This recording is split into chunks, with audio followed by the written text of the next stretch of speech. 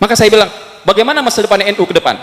Saya bilang ke sahabat-sahabat di grup itu, kalau Anda pengen tahu masa depan NU, cukup lihat masa depan PKB. Kalau masa depan PKB suram, maka suram pula masa depan NU dan ahli sunnah wal jamaah di Indonesia.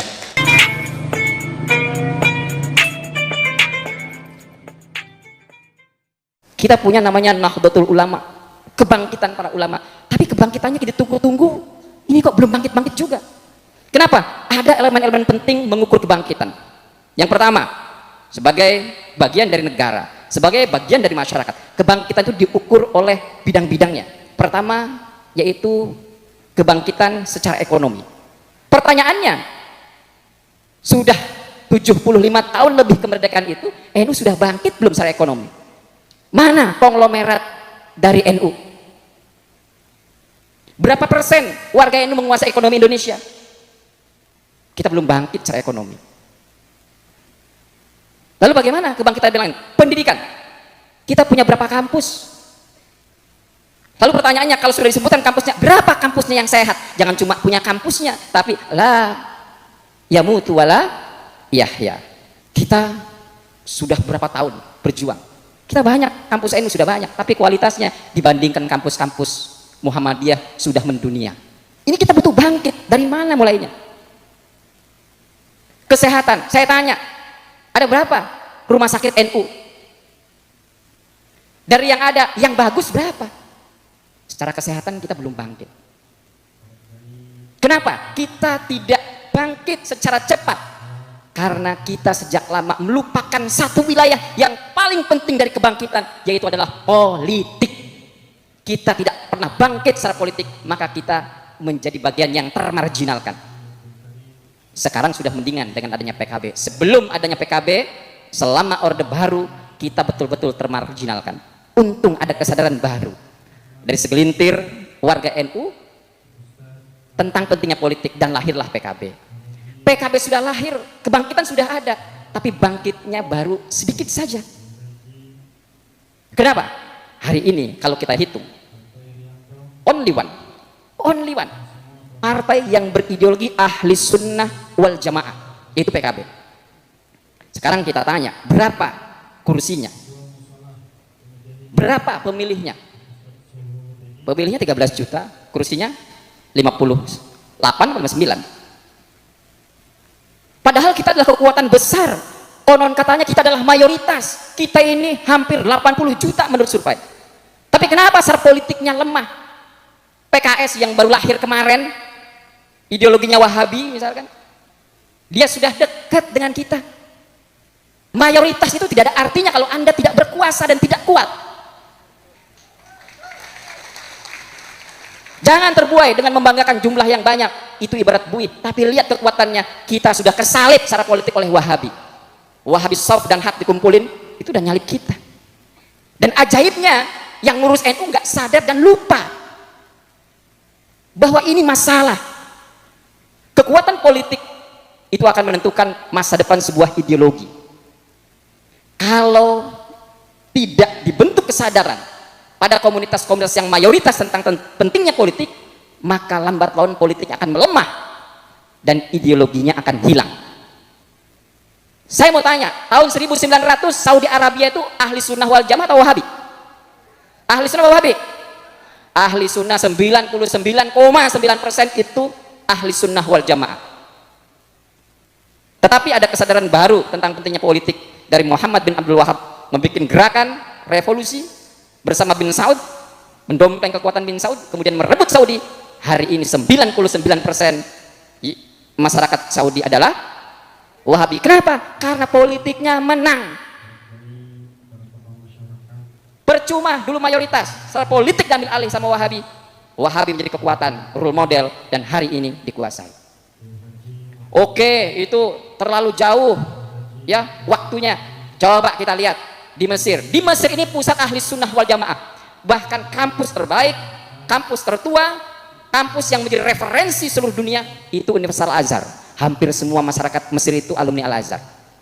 Tapi satu hal yang dilupakan, Azhar tidak pernah bicara politik, tidak peduli dengan politik. Yang penting wis amalannya ahli sunnah wal jamaah. Politiknya gimana? Politiknya diserahkan ke orang lain. Apa yang terjadi? Mesir sebagai pusat pendidikan ahli sunnah wal jamaah kecolongan. Partai Ikhwanul Muslimin ya memenangkan pertarungan pemilu di Mesir, bahkan presidennya juga dari Ikhwanul Muslimin yaitu Mursi. Azhar tertampar. Ketika mereka berkuasa apa yang terjadi? Semua dirombak. Undang-undang macam-macam semua dirombak sampai diubah kembali kepada Al-Quran dan Al-Hadith. Azhar bisa apa? Nggak bisa apa-apa. Kenapa? Karena sejak lama tidak peduli terhadap politik, tidak bikin gerakan politik aswaja. Nggak ada partai aswaja, itu nggak ada. Yang hebat itu Indonesia. Gus Dur itu orang luar biasa, membuat partai yang ideologinya ahli sunnah wal jamaah. Itu terjadi. Bagaimana Ikhwanul Muslimin memenangkan pertarungan di kandang, di rumah orang-orang ahli sunnah wal jamaah, Azhar bengong dan tidak bisa berbuat apa-apa. Semua regulasi diubah, Azhar langsung dikebiri. Gak bisa apa-apa Azhar ketika dikuasai oleh Ikhwanul Muslimin. Untung di sana ada tentara, TNI, ya kalau di Indonesia TNI, militer namanya, As-Sisi. Kemudian melakukan gerakan dibantu oleh Amerika tentunya ya, yang bisa ngerecokin Amerika. Dibantu Amerika, jatuh Mursi, masukin penjara sampai matinya di penjara. Ya, jadi ini pentingnya gerakan politik di Aljazair, di Tunisia, padahal di markas-markas Ikhwanul, markas-markas Sunni. Tapi kenapa partai-partai Ikhwanul Muslimin itu bisa menang? Karena yang berideologi ahli sunnah wal jamaah tidak mementingkan politik. Maka buat saya, punten ya, mungkin saya punya persepsi yang berbeda. Caleg PKB itu lebih dahsyat dari para ustadz dan para kiai. Karena kontribusinya jelas kelak untuk Indonesia. Kalau pengen merubah Indonesia bukan memperbanyak ustadz. Di sini banyak juga yang mantan ustadz ya, atau yang sampingannya ustadz, caleg plus ustadz. Tapi dakwahnya itu tidak banyak pengaruh.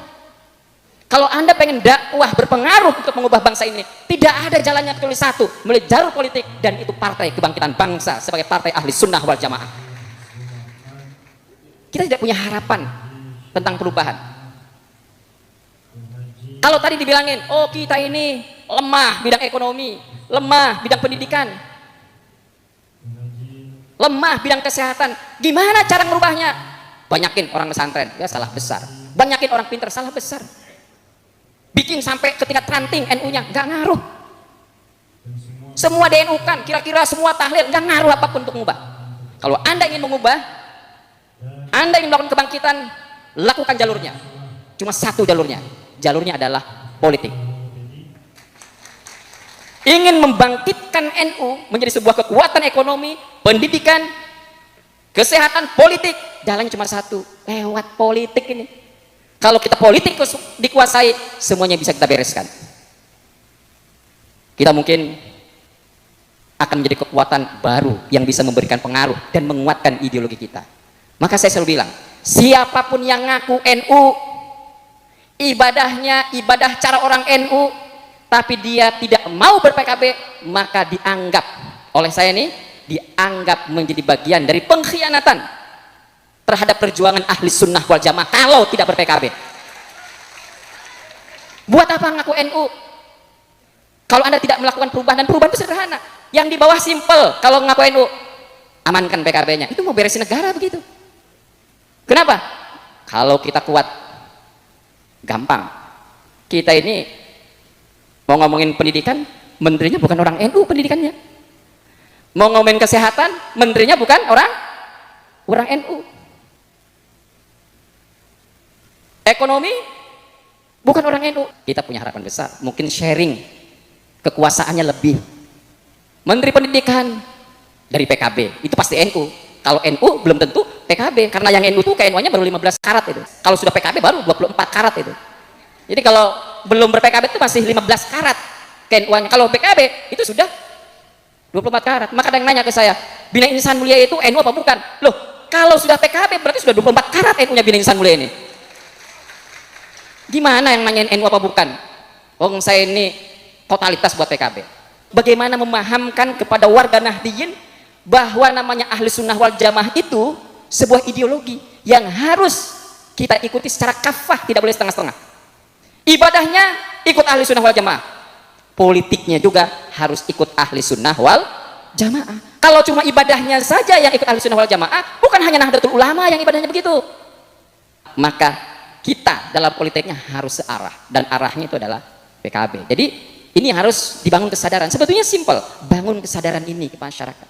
Pemilih PKB itu ada 5% yang pilihannya tidak akan berubah, mau dikasih duit sama siapa saja dia akan milih PKB, itu 5%. Artinya apa? Pemilih PKB itu ada pemilih ideologi.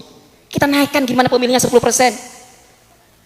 Gimana caranya? Kesadaran tentang pentingnya politik ahli sunnah wal jamaah. Ini kalau kita warga NU ini sadar, ya mudah-mudahan Ketua Umum PBNU lama-lama juga bisa sejalan seiringan, ya mudah-mudahan melalui Kiai Jazul Fawaid menjadi wasilah untuk mendapatkan hidayah tentang ke-NU-an. Kesadaran bahwa kalau NU mau maju harus politik, jangan kita menjual NU kepada pihak lain. Ini yang kita khawatirkan, masa depan NU bagaimana? Maka saya bilang, bagaimana masa depan NU ke depan? Saya bilang ke sahabat-sahabat di grup itu, kalau Anda pengen tahu masa depan NU, cukup lihat masa depan PKB. Kalau masa depan PKB suram, maka suram pula masa depan NU dan ahli sunnah wal jamaah di Indonesia. Bisa jadi 20-30 tahun ke depan ahli sunnah wal jamaah cuma tinggal kisah seperti di Saudi Arabia. Ini pentingnya kita aware. Kesadaran yang tidak muncul dari kalangan NU ini, Nahdliyin, ini karena mentalnya ini adalah mental inlander, mental terjajah dari dulu. Dijajahnya terlalu lama, ya, dijajah oleh penjajah, dijajah oleh kulturnya menjajah, bukan mental pemenang. Ini problem kita. Padahal Ki Wahab Hasbullah itu tahun 50-an sudah menyampaikan tentang ini, mengingatkan kita, ingat kita ini adalah meriam, kita bukan gelugu. Maka di Indonesia ini partai yang paling ditakuti cuma satu, PKB. Kalau tumbuh kesadaran baru di komunitas Nahdliyin tentang pentingnya politik ahli sunnah wal jamaah, kemudian warga Nahdliyin juga mulai hilang dari inlandernya, sadar bahwa dia itu bisa berkuasa, dia punya kekuatan, dia sebagai mayoritas bisa menentukan bangsa ini. Bahaya buat orang lain, bahaya buat kota lain. Itulah kenapa PKB dan NU selalu pengen dipisah. Itu bukan kebetulan, memang ada pihak yang ingin memisahkan antara PKB dan NU dengan berbagai cara. Ini yang harus kita sadari. Maka dari itu kita tetap totalitas berjuang, dan saya berharap sekolah politik Bina Insan ini terus berlanjut, bukan hanya untuk DPP PKB DKI dan Banten. Saya siap lahir batin mendanai seluruh sekolah politik PKB nasional. Kenapa? Kita pengen berkontribusi untuk ideologi ahli sunnah wal jamaah. Nggak ada caranya melalui begini, nguatin politik. Maka dari itu, kepada seluruh caleg PKB yang hadir pada hari ini, saya minta nyaleg harus all out, harus total, gimana pun caranya, yang penting menang. Kalau menang akan kembali modalnya. Tapi kalau setengah-setengah, duitnya hilang, dapat enggak? Siap semuanya? Nah, begitu. Ini adalah bagian dari kontribusi pesantren untuk Indonesia. Jalannya melalui Partai Kebangkitan Bangsa sebagai satu-satunya partai yang lahir dari rahim NU. Dan satu-satunya partai yang berideologi ahli sunnah wal jamaah, only one, tidak ada yang lain, apalagi ngaku-ngaku, nggak boleh, cuma satu yang lahir dari NU dan berideologi ahli sunnah wal jamaah.